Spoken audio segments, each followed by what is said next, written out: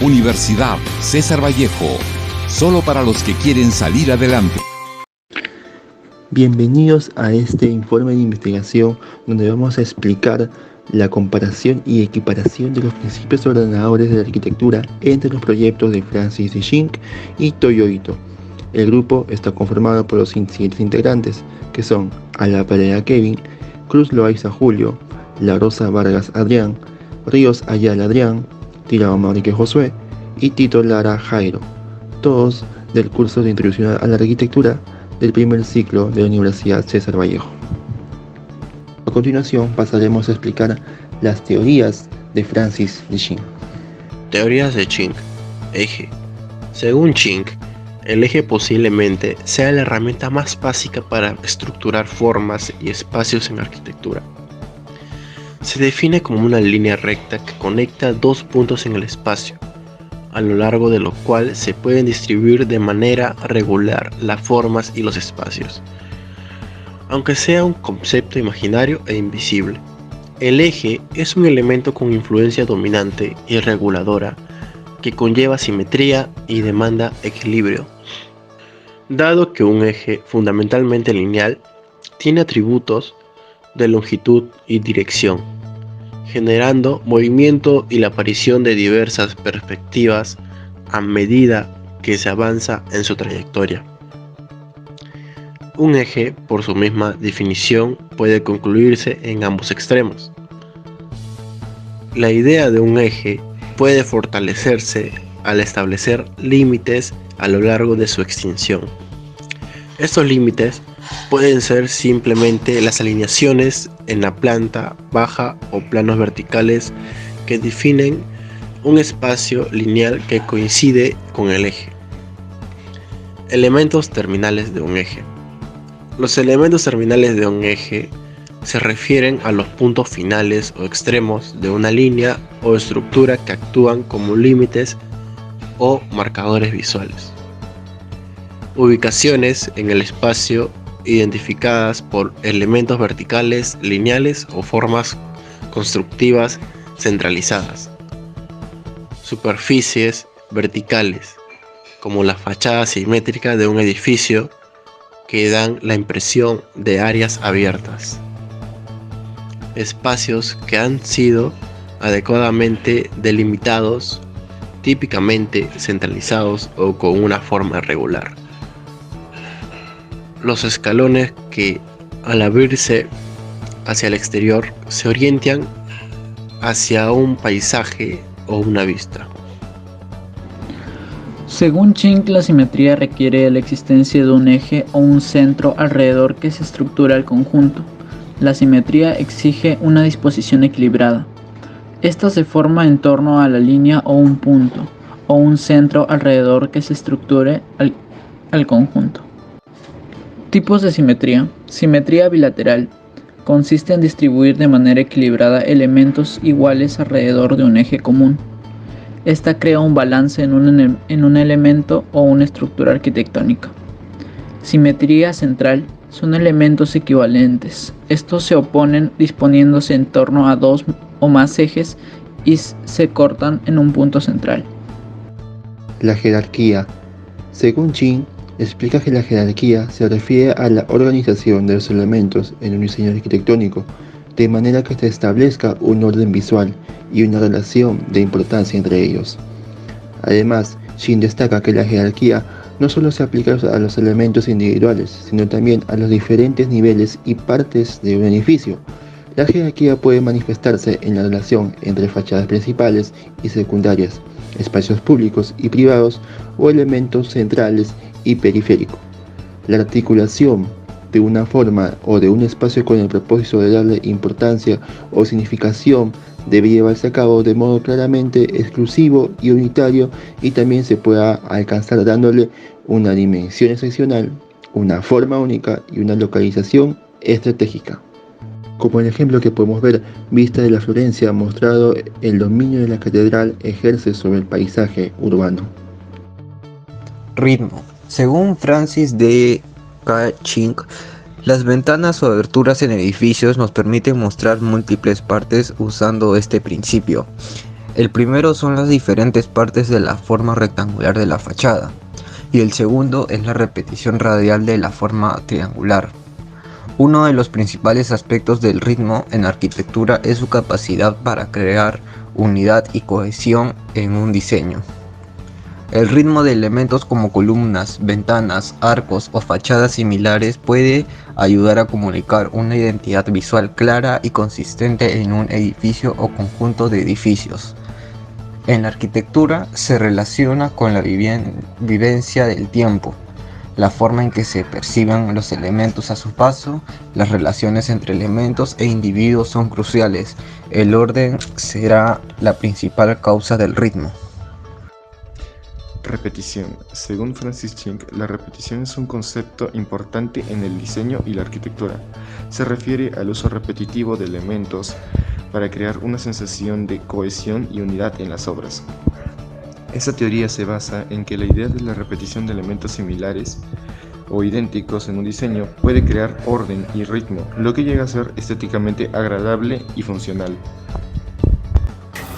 Como concepto clave tenemos de que el arquitecto Ching resalta la importancia de la pauta como un principio esencial en la arquitectura.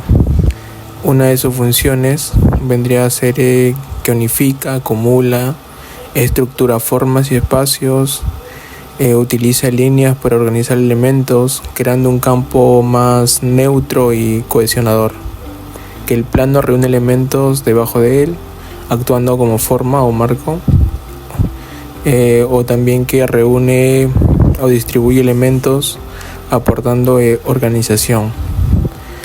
Y en lo tanto, en lo que es transformación visual, la pauta guía la atención visual del usuario, aportando un orden a la complejidad arquitectónica, como así también transforma la diversidad inicial en una estructura armoniosa y significativa. En conclusión, la pauta emerge como un recurso valioso para diseñadores, permitiendo la creación de arquitecturas visualmente atractivas y funcionalmente organizadas. Eso vendría a ser lo que es la pauta. Ahora veremos algunas obras arquitectónicas del arquitecto Toyo Ito, donde haremos una comparación de los principios ordenadores de Francis Ching. Según Toyo Ito, el texto ilustra la arquitectura como un proceso en evolución, donde los ejes y marcos, inicialmente concebidos para organizar el espacio, se deforman y originan formas dinámicas y señales de deterioro. Estas deformaciones generan variadas densidades de claroscuro y aire, facilitando el flujo de luz, sonido y aire. Se argumenta que los ejes y marcos, en lugar de ser elementos de fijación, se convierten en oportunidades para un flujo armonioso. Se hace referencia al proyecto Instant City de Peter Koch, que imagina una ciudad donde los acontecimientos se despliegan en diversas combinaciones de lugar y tiempo mediante los medios de comunicación, estableciendo un paralelo con la actualidad de Tokio, una metrópoli constante inmersa en eventos a través de múltiples medios de información. Las obras del arquitecto Toyo Ito se caracterizan por la innovadora expresión que utilizan en la simetría. Toyo emplea una simetría dinámica, saliendo fuera de lo común, utilizando líneas curvas y orgánicas para estructuras que desafían la percepción tradicional. Su enfoque busca la armonía entre la arquitectura y su entorno, incorporando elementos simétricos que interactúan con la luz y el espacio de una manera única. La simetría de sus obras no solo se debe a la consistencia de ellas, sino que se convierten en una herramienta para explotar la fluidez y conexión entre el interior y el exterior. Toyo redefine la simetría convencional fusionando funcionalidad y estética, haciendo que sus obras se vean diferentes y llamativas. En una de las obras del arquitecto Toyo Ito podemos ver esta jerarquía explicada por Ching. Lo podemos ver aquí en este edificio llamado Sterhub, que está construido en lo más alto de la isla de Omigashima, en Setoshi, en Japón, una composición única y creativa del arquitecto. En este museo vemos que presenta una estructura de mayor elevación, siendo de la misma forma y figura del resto de la composición, creando así un aspecto de mayor importancia y jerarquía arquitectónica. Ritmo, según Toyo Ito, dijo que el ritmo se refiere a cualquier movimiento caracterizado por la repetición modulada de elementos o temas especiados de manera regular o irregular. El ritmo puede ser el movimiento de nuestros ojos siguiendo elementos compositivos repetidos y el movimiento de nuestros cuerpos desplazándose a través de una serie de espacios. Sin embargo, el ritmo incluye el concepto básico de repetición como técnica que puede utilizarse para organizar la forma y el espacio en la arquitectura. Como arquitecto referencia tenemos a Toyo Ito, quien en su obra, por ejemplo, del rascacielos Capita Green de Singapur, se puede apreciar perfectamente la repetición de elementos verticales, como las columnas, y además elementos horizontales visibles a través de los vidrios. Esto como una muestra de lo estético que puede llegarse a ver este principio ordenador aplicado en obras arquitectónicas.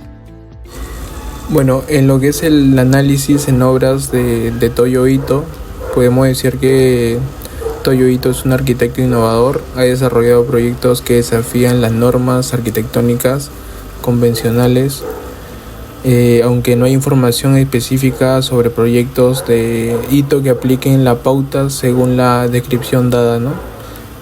Referente a Shink. Un ejemplo que podría relacionarse es la torre pública de Sendai. Este edificio construido en 2001 destaca por una estructura transparente y el uso de los tubos huecos como elementos estructurales y conductos. En este contexto, los tubos pueden considerarse como una especie de pauta que organiza y unifica el espacio interior, aportando orden a la complejidad arquitectónica. Ahí podemos apreciar en la imagen lo que más o menos nos estaría hablando Toyo Ito. Ahora pasaremos a las conclusiones. El eje, posiblemente el medio más fundamental para organizar estructuras y espacios arquitectónicos. Se define como una línea recta que conecta dos puntos en el espacio y a lo largo de la cual se pueden ubicar de manera regular formas y espacios. Aunque sea un concepto imaginario e invisible, el eje posee un poder dominante y regulador, implicando simetría y requiriendo equilibrio. La idea de este eje establece algunos límites en su extinción. Estos se pueden encontrar usualmente en la planta baja o las verticales, ya que estos delinean un espacio de forma lineal que coincide con su eje. Este eje central nos indica una recta donde divide el terreno donde el edificio se encuentra. También divide el principal volumen y los secundarios, quedando como un espejo. Este eje, al estar marcado desde la entrada, principalmente genera accesos para el peatón y vehículos que permite pasar por todo el edificio y también por el estacionamiento en la parte posterior. Síntesis. Podemos decir que la simetría cumple un rol fundamental en la arquitectura, al ser un principio fundamental para la creación de espacios estéticos y visualmente agradables. Este concepto no solo aporta una sensación de orden y armonía, sino que también influye en la percepción psicológica del entorno construido. Esto facilita la orientación y comprensión espacial, permitiendo a los usuarios actuar de manera intuitiva con las edificaciones.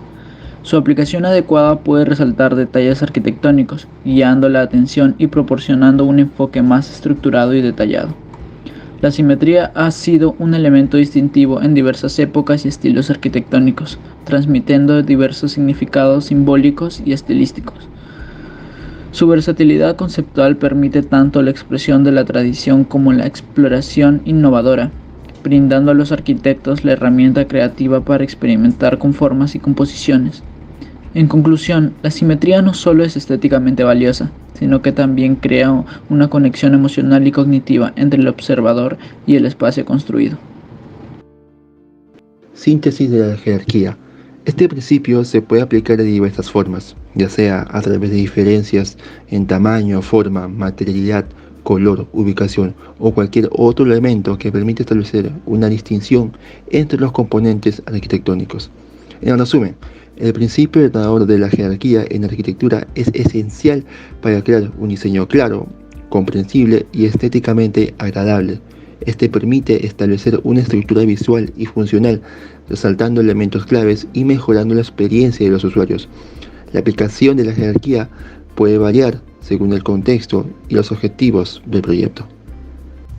Síntesis del ritmo. En resumen, el ritmo en la arquitectura es una herramienta poderosa que permite crear coherencia, ritmo y efectos visuales interesantes en un diseño. Se utiliza tanto para comunicar la identidad visual como para simplificar el proceso constructivo. Sin embargo, es importante utilizarla de manera equilibrada y complementar con elementos únicos para evitar la monotonía en el diseño. En la arquitectura antigua, el ritmo se logra a través de la repetición regular de elementos, como columnas o arcos, creando un patrón armonioso y equilibrado. A diferencia que en la arquitectura de hoy, el ritmo puede ser más abstracto y dinámico, utilizando elementos como líneas diagonales o asimétricas para crear un sentido de movimiento y energía. El ritmo puede ser tanto horizontal como vertical y puede manifestarse a través de diferentes elementos arquitectónicos como columnas, pilares, puertas o elementos decorativos, etc. Finalmente, como se puede apreciar en las obras de Toyo Ito o en la de cualquier arquitecto, la repetición como principio básico ordenador está presente en cada una de ellas, aportando ya sea estética o funcionalidad a los espacios. Y además de eso, termina siendo algo que, ejecutado de forma correcta, puede terminar en una obra bastante atractiva para el público o simplemente generar mejores sensaciones visuales.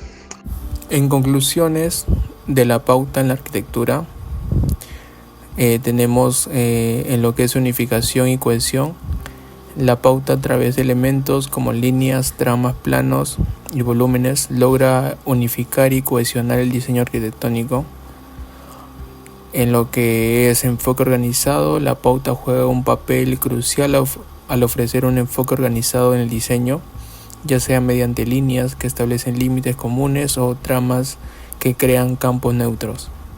En lo que es dimensión tridimensional, los planos y volúmenes como manifestaciones de la pauta aportan una dimensión tridimensional al diseño arquitectónico, reuniendo elementos y definiendo espacios. En lo que es el impacto en la percepción visual, la pauta no se limita a la organización física, sino que también tiene un impacto significativo en la percepción visual y la experiencia del observador. Dirige la atención y proporciona una sensación de orden en medio de la complejidad, mejorando la apreciación estética. En lo que vendría a ser transformación de la diversidad, los principios de diseño representados por la pauta demuestran su capacidad para transformar diversidad inicial en una composición armoniosa y significativa.